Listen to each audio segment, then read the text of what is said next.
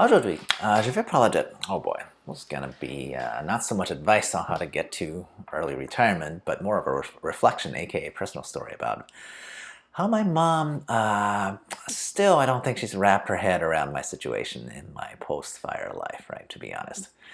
Oh boy, indeed. Gotta get this one off my chest.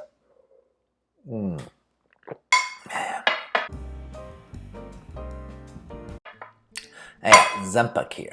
Another day not working for the man, or anybody, really, right? And this isn't even new at this point. Been like this for a few years. I gotta tell you, never heard my folks freak out as much as they have to the extent that they can allow themselves to be emotional than in the case of when they first heard about me exiting the workforce.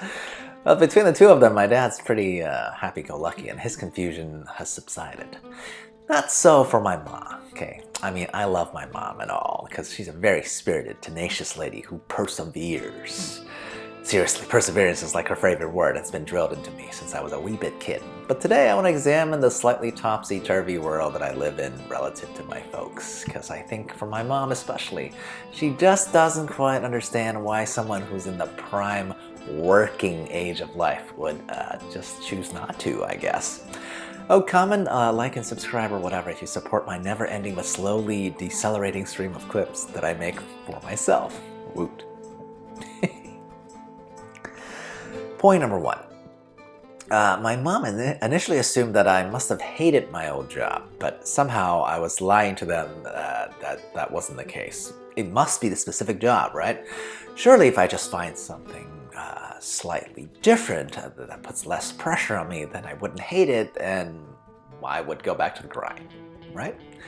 No amount of me explaining that I could have easily continued to work at my giant tech employer forever would change her mind, and I also think that she understands that just because I didn't love my last corporate gig, that also doesn't mean that I hated it either. Okay, so the best way that I could think of to phrase this sentiment was simply the alarm clock test. That is, when that morning alarm rings, do you get up immediately because it's a brand new day and you can't wait to tackle it? Or do you hit that snooze button because whatever you're waking up to simply isn't so loved that you'd prefer it over slightly more sleep? Because I know I was in the second camp for a long time.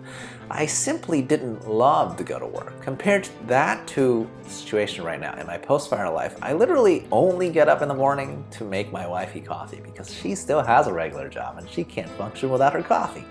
I do this for her because I love seeing her happy, and that's an activity I generally do not prefer sleep over.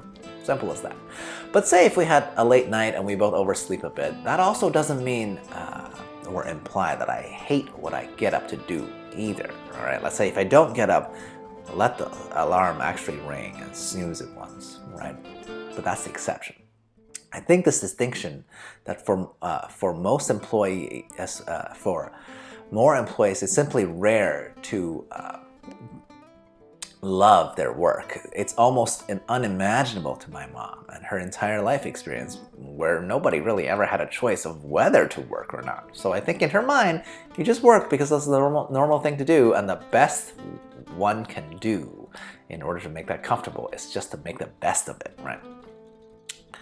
So point number two. Now it's been a few years, right? I suspect my folks secretly hoping I'd snap out of it and go back to some kind of regular employment.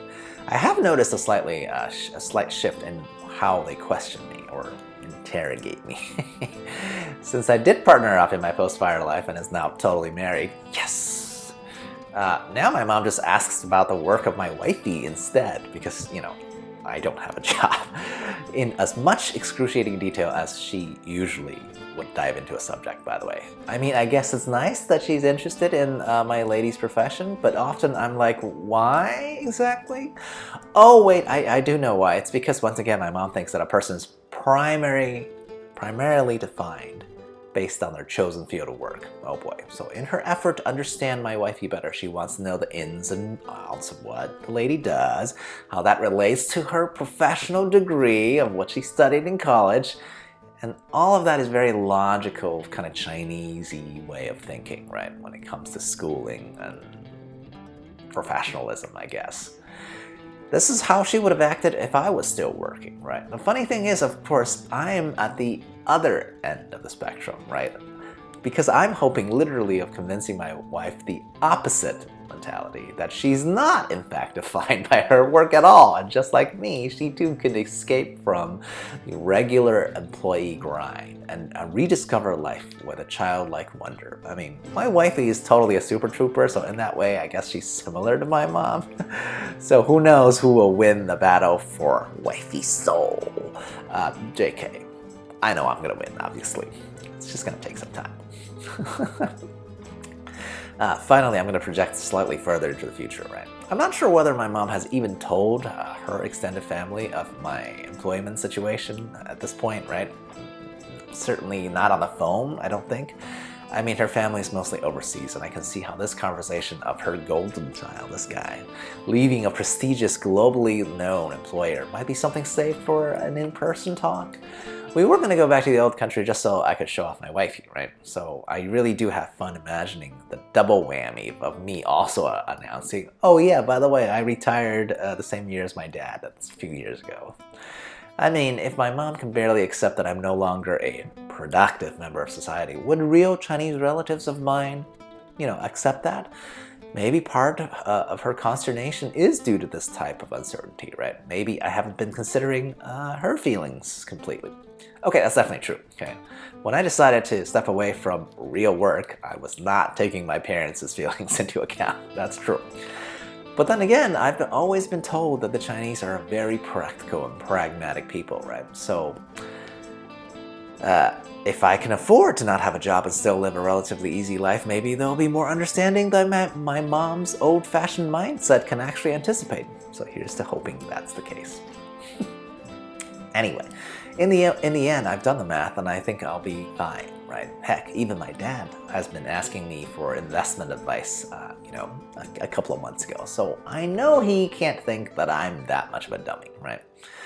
My mom, on the other hand, God bless her, she's one of the most stubborn person that I know. So maybe it'll take more than a couple of years, right? I am actually quite curious how much time it'll take. Maybe 5, maybe 10, maybe it'll need to be a life stage change, right?